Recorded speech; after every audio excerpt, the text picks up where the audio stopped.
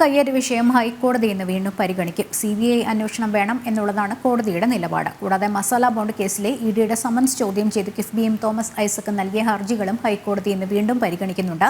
ഒപ്പം നടിയെ ആക്രമിച്ച കേസിലെ മെമ്മറി കാർഡ് അനധികൃതമായി പരിശോധിച്ചതിൽ ജില്ലാ ജഡ്ജിയുടെ അന്വേഷണ റിപ്പോർട്ട് റദ്ദാക്കി. ഉന്നത പോലീസ് ഉദ്യോഗസ്ഥനെ കൊണ്ട് അന്വേഷിപ്പിക്കണം എന്ന ഹർജിയും ഹൈക്കോടതി ഇന്ന് വീണ്ടും പരിഗണിക്കുന്നുണ്ട്. വിവരങ്ങളുമായി രേഷ്മ ബാബു ചേരുന്നു. രേഷ്മ, ഇപ്പോൾ നമ്മൾ ഈ പറഞ്ഞ വാർത്താ പ്രാധാന്യമുള്ള രാഷ്ട്രീയ പ്രാധാന്യമുള്ള ഒരുപിടി വിഷയങ്ങളിൽ നിന്ന് ഹൈക്കോടതിയുടെ പരിഗണനയിൽ വരുന്നുണ്ട്.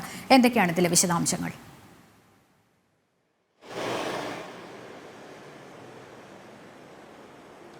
ലക്ഷ്മി, ഹൈക്കോടതിയിൽ നിന്ന് ഏറ്റവും പ്രധാനമായിട്ടും പരിഗണിക്കുന്ന ഒരു ഹർജി എന്ന് പറയുന്നത് മൂന്നാർ കയ്യേറ്റവുമായി ബന്ധപ്പെട്ടുള്ള ഹർജികളാണ്. വൺ എർത്ത് വൺ ലൈഫ് എന്ന സംഘടനയടക്കമാണ് മൂന്നാർ കയ്യേറ്റ വിഷയത്തിൽ ഹൈക്കോടതിയുടെ ഇടപെടൽ ആവശ്യപ്പെട്ടുകൊണ്ട് ഹർജി നൽകിയിരിക്കുന്നത്. ഇതിൽ പ്രത്യേക ബെഞ്ച് തന്നെയാണ് ഈ മൂന്നാർ കയ്യേറ്റ വിഷയം പരിഗണിക്കുന്നത്. കഴിഞ്ഞ ദിവസം ഈ ഹർജികൾ പരിഗണിച്ചുകൊണ്ട് ഹൈക്കോടതി വലിയ രീതിയിലുള്ള വിമർശനം സർക്കാരിനെതിരെ ഉന്നയിച്ചിരുന്നു. അതായത് ഈ മൂന്നാർ കയ്യേറ്റ കേസുകൾ അതിന്റെ നടപടിക്രമങ്ങൾ സർക്കാർ വൈകിപ്പിച്ചു, സർക്കാരിന്റെ ഭാഗത്തു നിന്നും അലംഭാവം ഉണ്ടായി എന്നുള്ളതാണ് ഹൈക്കോടതി നടത്തിയിട്ടുള്ള വിമർശനം. ഇതുമായി ബന്ധപ്പെട്ട്, അതായത് ഈ മൂന്നാർ കയ്യേറ്റവുമായി ബന്ധപ്പെട്ട് വിജിലൻസും പോലീസും രജിസ്റ്റർ ചെയ്ത കേസുകളിൽ അതിന്റെ തുടർ നടപടികൾ വൈകിപ്പിച്ചു. മാത്രമല്ല, പ്രധാന പ്രതികൾക്കെതിരെ പോലും ശക്തമായിട്ടുള്ള നടപടികൾ സ്വീകരിച്ചില്ല. പല കേസുകളും കോടതികളിൽ, കീഴ്ക്കോടതികളിൽ പരാജയപ്പെട്ട സാഹചര്യം. ഈ പരാജയപ്പെട്ട കേസുകളിൽ അപ്പീൽ നൽകാൻ പോലും പ്രോസിക്യൂഷൻ തയ്യാറായില്ല.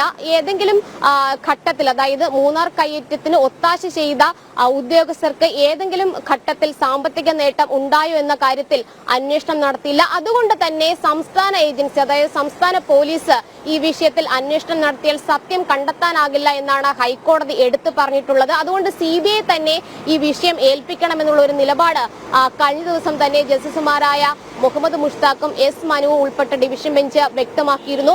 ഇന്ന് ഇത് സംബന്ധിച്ച് ഹൈക്കോടതിയുടെ ഭാഗത്തു നിന്നും ഒരു തീരുമാനം ഉണ്ടാകുമെന്നാണ് പ്രതീക്ഷിക്കുന്നത്.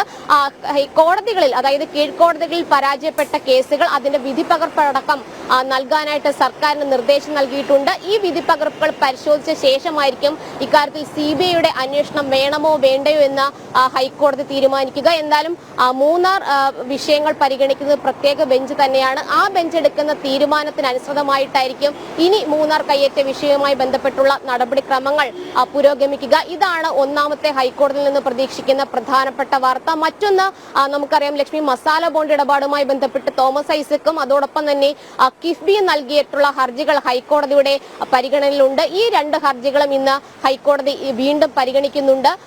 ഫെമ നിയമലംഘനവുമായി ബന്ധപ്പെട്ടുള്ള കാര്യങ്ങളിൽ തോമസ് ഐസക്കിന് അറിവുണ്ടായിരുന്നു എന്ന് സംശയിക്കുന്നതായിട്ടും ഇക്കാര്യം കിഫ്ബി നൽകിയിട്ടുള്ള രേഖകളിൽ നിന്നും വ്യക്തമായിട്ടുള്ളതുമാണെന്നാണ് നിലവിൽ എൻഫോഴ്സ്മെന്റ് ഡയറക്ടറേറ്റ് ഹൈക്കോടതിയിൽ വ്യക്തമാക്കിയിട്ടുള്ളത്. നേരത്തെ ഇലക്ഷൻ സമയത്ത് ഈ പുതിയ 7ാം തവണ ഒരു സമൻസ് ED തോമസ് ഐസക്കിന് അയച്ചിരുന്നു. ആ സമൻസിനെതിരെ തോമസ് ഐസക് ഉപഹർജി നൽകുകയും അതിൽ ഹൈക്കോടതിയുടെ ഭാഗത്ത് നിന്ന് ഇടക്കാല ഉത്തരവിറങ്ങുകയും ചെയ്തിരുന്നു. ഇലക്ഷൻ കഴിഞ്ഞതോടുകൂടി സ്വാഭാവികമായിട്ടും ഈ ഹർജികളിന്മേലുള്ള തുടർ നടപടികളാണ് നിലവിൽ ആരംഭിച്ചിരിക്കുന്നത്. എന്തായാലും തോമസ് ഐസക് ഹാജരായേ മതിയാകൂ എന്നുള്ള നിലപാട് തന്നെയാണ് ED ഹൈക്കോടതിയിൽ ഇതുവരെ സ്വീകരിച്ചത്.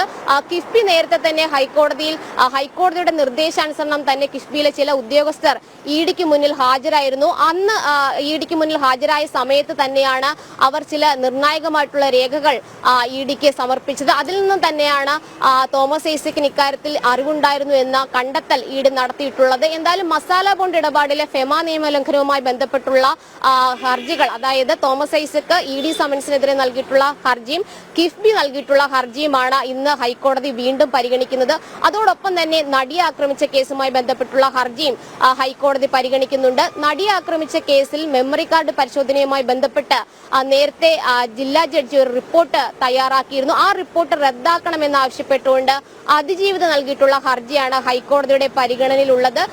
ഈ ജില്ലാ ജഡ്ജിയുടെ വസ്തുതാന്വേഷണ റിപ്പോർട്ട് റദ്ദാക്കിക്കൊണ്ട് പുതിയൊരു അന്വേഷണം നടത്തണമെന്നുള്ളതാണ് അതിജീവിതയുടെ ആവശ്യം. കഴിഞ്ഞ ദിവസം ഈ ഹർജി ജസ്റ്റിസ് ബദറുദ്ദീന്റെ ബെഞ്ചിന് മുന്നിൽ വന്നിരുന്നുവെങ്കിലും അദ്ദേഹം പിന്മാറിയിരുന്നു. കാരണം വ്യക്തമാക്കാതെയായിരുന്നു ജഡ്ജിയുടെ പിന്മാറ്റം. ഇന്ന് ജസ്റ്റിസ് PG അജിത് കുമാറിന്റെ ബെഞ്ചാണ് അതിജീവിതയുടെ ഹർജി പരിഗണിക്കുന്നത്. 2018 അതോടൊപ്പം തന്നെ 2021 ഈ മെമ്മറി കാർഡ് അനധികൃതമായിട്ട് കോടതിയുടെ കസ്റ്റഡിയിലിരിക്കെ 3 തവണ പരിശോധിക്കപ്പെട്ടുവെന്നാണ് ജില്ലാ ജഡ്ജി കണ്ടെത്തിയിരിക്കുന്നത്. നേരത്തെ FSL റിപ്പോർട്ടിലടക്കം ഇത് വ്യക്തമായ ഒരു സാഹചര്യം ഉണ്ടായിരുന്നു. പക്ഷേ ഈ ജില്ലാ ജഡ്ജിയുടെ അന്വേഷണവും റിപ്പോർട്ടും അത് പക്ഷപാതരഹിതമല്ല എന്നുള്ള വാദം തന്നെയാണ് ഹൈക്കോടതി മുൻപാകെ അതിജീവിത ഉന്നയിച്ചിരിക്കുന്നത്. തന്റെ ഭാഗം കേട്ടിട്ടില്ല, മാത്രമല്ല അത് കൃത്യമായിട്ടുള്ള അന്വേഷണമായിരുന്നില്ല.